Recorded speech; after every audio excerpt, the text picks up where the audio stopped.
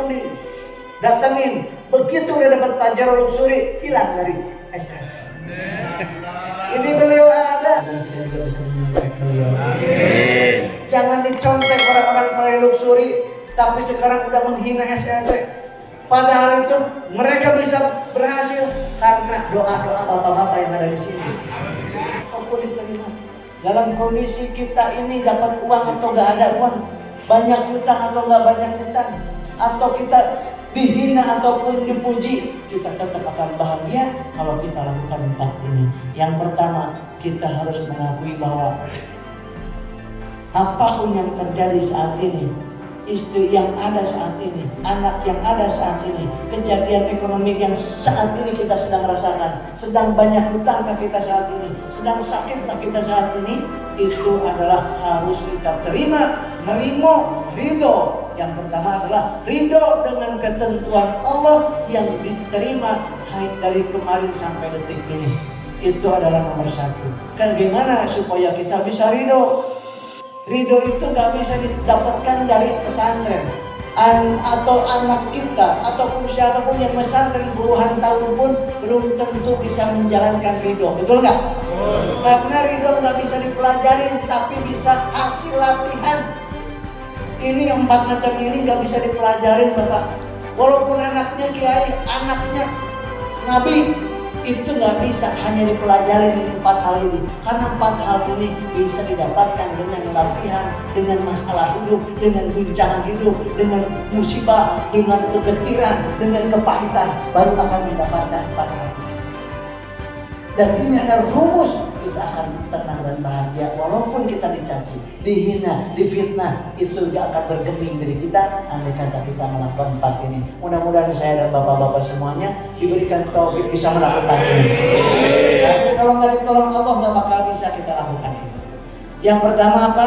Ridho dengan apapun ketentuan Allah yang terjadi pada hari ini, mau pahit, mau manis, mau suka, luka, senyum, tertawa, ataupun menangis, ataupun derita. Itu adalah kalau keburukan, kalau yang tidak enak, itu pasti dari pilihan kita di masa yang lalu kita. Betul tidak? Kalau ada kebaikan yang terjadi pada hari ini, itu dari Allah mutlak. Allah yang bilang seperti itu. Tapi kalau ada kesulitan hidup, ada kedurjanaan hidup, ada kesedihan hidup, ada kepedihan hidup, ada kesengsaraan hidup, itu dipastikan akibat dari hasil kerja kita di masa yang lalu. Contoh, sekarang ada yang sedang ngurusin istri, bingung gimana istri, galak, cerewet, kemudian apalagi yang milih istri itu siapa? Dulu. Siapa yang milihnya? Kita. Jadi gak usah nurut, yang milih kita. Allah cuma tutup palu. Benar mau yang ini? Siap dengan kekurangannya? Siap ya Allah. Cah, ketuk sama Allah. Takdir terjadi, itu takdir yang bisa kita pilih. Ada takdir kedua, takdir yang kita bisa pilih, dan takdir yang tidak kita bisa pilih, yaitu takdir mutlak. Takdir mutlak tidak akan diminta pertanggungjawaban oleh Allah di akhirat nanti. Contoh, kita ada yang kulitnya sawo matang, ada yang sawo busuk, ada yang putih, ada yang kuning-kuningan, ada yang bule, ada yang negro, ada di sana. Apakah itu akan ditanya sama Allah? Kenapa kamu kulitmu hitam? Kenapa kulitmu putih? Tidak akan pernah ditanya. Kenapa? Karena kita nggak boleh milih. Ya Allah, saya pesen kalau nanti lahir saya ingin putih kulitnya, bisa? Nggak bisa. Yang kedua, nggak bisa ditawar-tawar lagi. Dan itu nggak bakal ditanya nanti di akhirat. Kenapa kita lahir dari ibu kita yang sekarang ini? Nggak bakal ditanya. Kenapa kamu lahir dari ibu itu? Nggak dari ibu Ono.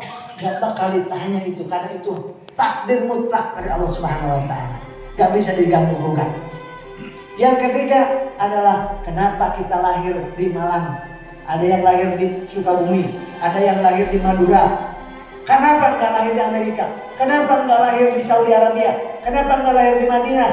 Itu nggak bakal ditanya nanti di akhirat.